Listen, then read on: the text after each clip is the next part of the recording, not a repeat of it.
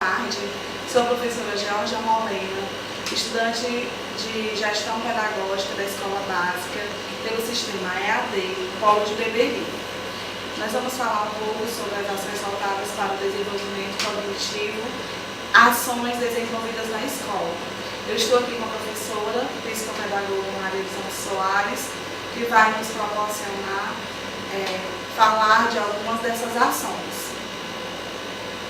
Boa tarde, professora Molena. Bom, falar de aprendizagem é muito complexo, né? Porque nós recebemos nossos educandos de diferentes realidades e de meios também diferentes. Então devemos primeiro fazer uma análise, observar como a gente recebe essa criança e partir do ponto, considerando a aprendizagem que ele já traz adquirida de casa ou do dia a dia. Trabalhar com a psicogênica da língua escrita, eu considero um dos métodos mais eficazes, porque a gente faz uma análise de como essa criança está no momento e passa a trabalhar atividades voltadas de acordo com a necessidade pedagógica dela. Nós passamos a diagnosticar o seu nível de aprendizagem e trabalhar exatamente o que ela precisa para melhorar e se alfabetizar, melhorar na aprendizagem, na leitura, na escrita e se alfabetizar com mais, com mais eficácia, né? Então, assim, no nosso dia a dia, nossas crianças...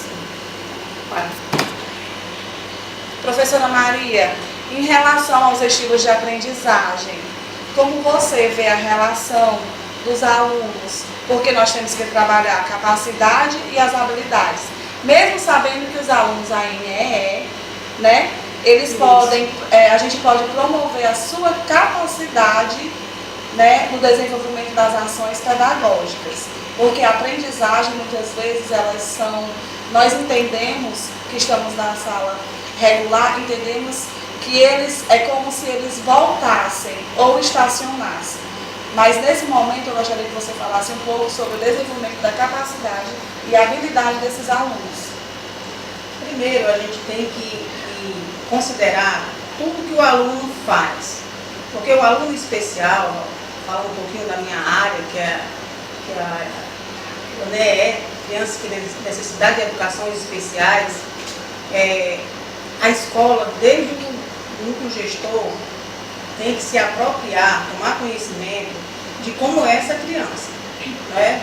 Adequando a escola, a questão da acessibilidade, o material pedagógico tem que ser acessível, tem que ser um material voltado para cada deficiência, seja cegueira, seja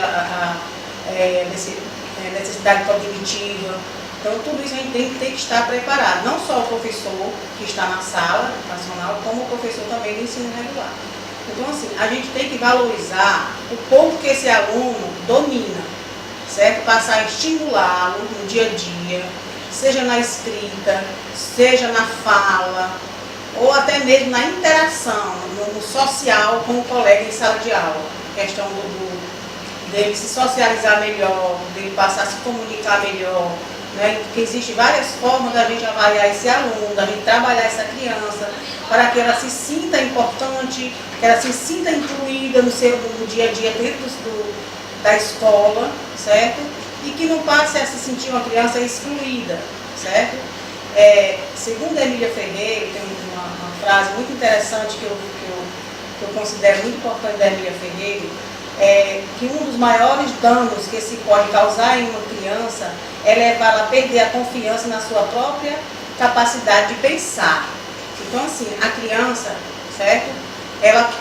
A gente tem que respeitar isso nela, o pensar, o agir, até na hora dela desenhar, dela escrever uma letrinha, porque ela chega na escola e não consegue fazer aquela letrinha, mas a partir do momento que ela passa a fazer aquele A de uma forma diferente, a gente tem que valorizar e estimulá-la no dia a dia. Isso é fundamental, isso é muito importante para ela também se sentir segura e caminhar, entendeu? Passar a caminhar mais positivamente. Isso é fundamental para que essa aprendizagem continue.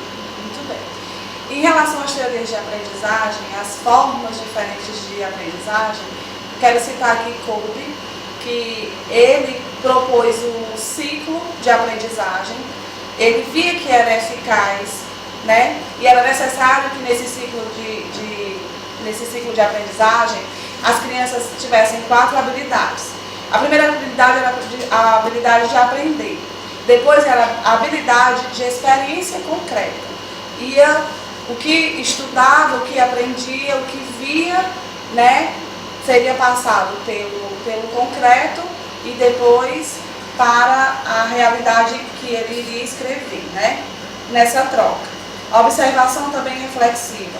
Quando era apresentado o material, o conteúdo com os objetivos, ele passaria a ter observações, fazer reflexões, porque ali ele seria também o condutor da aprendizagem para os colegas. Também se fala sobre a conceituação abstrata, do abstrato e o concreto, né?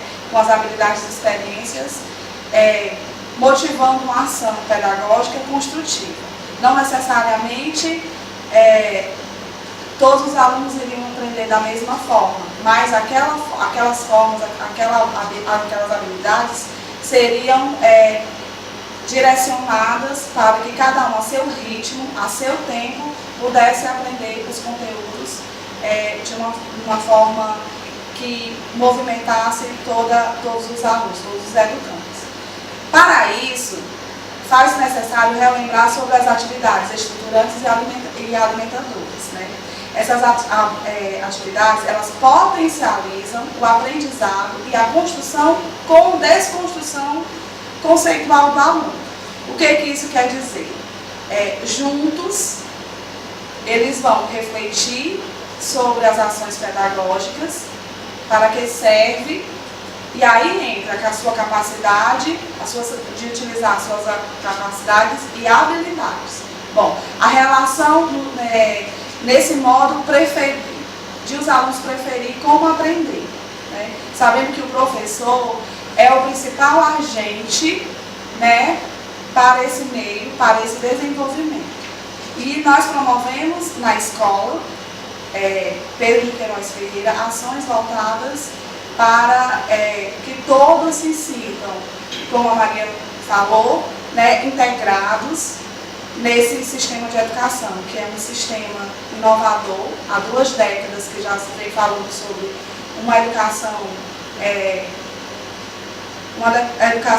diferenciada, uma educação positiva, uma educação democrática, uma educação que aprenda de formas variadas, mas que realmente seja uma aprendizagem significativa. Você tem mais alguma coisa para colocar, Maria? A questão também das múltiplas habilidades, né? Também é fundamental, é importante também o professor ter esse olhar, né? De repente outra criança chega a uma sala de aula, já às vezes vem de uma outra instituição, que já é repetente, né, Morena? E às vezes ele fica assim, um cantinho, e que o professor tem que ter esse olhar diferenciado, de ver o aluno como um todo, né? De repente ele não é bom no português, né? Ele não consegue ler, mas ele já é melhor na matemática, ou ele não é bom na matemática nem no português, mas ele é um aluno participativo na área da arte, do teatro, da dança, de uma outra modalidade que existe na escola. Isso é interessante, a escola, né, a instituição, ver isso com bons olhos, valorizar isso no aluno, procurar encaixá-lo, fazer com que ele se engaje no seu dia a dia e que evitem uma futura evasão, que a gente sabe que é um dos motivos que mais preocupa ainda o sistema educacional, é a questão da evasão. Muitos alunos que chegam ao 9º ano, muitas vezes se evadem no ensino médio, ou não chegam a concluir o 9º ano, exatamente devido a essa oportunidade que a escola muitas vezes limitava muito, que hoje já está acontecendo essa brecha, né, através de alguns programas, né, que vem também somar com a escola, como Mais Educação, né, tem, dependendo da modalidade que a escola tenha, esse aluno não se destaca, de repente, dentro de uma sala de aula em si, mas se destaca em uma outra atividade que também é importante para o desenvolvimento dele como pessoa, né, como futuro profissional na arte, um cantor, uma pessoa que venha utilizar de um instrumento. Então isso também a escola tem que ter esse olhar e dar essa oportunidade para essa criança. Isso é fundamental. E quando você também falou da questão de como descobrir essa aprendizagem, professora Morena, a questão da gente trabalhar também com o lúdico no seu dia a dia, né?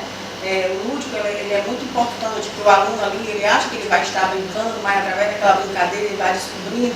São ações, né, do nosso dia a dia muito voltada hoje, está sendo muito trabalhada em sala de aula, na escola de modo geral, e que vem trazendo resultados positivos e que a escola só tem a ganhar o professor e, consequentemente, os nossos educandos. Para finalizar, gostaria de agradecer a participação da professora Maria dos Santos Soares, pedagoga e psicopedagoga aqui da escola Pedro de Queiroz Ferreira. Falamos agora sobre as ações que são voltadas para o desenvolvimento cognitivo dos nossos alunos.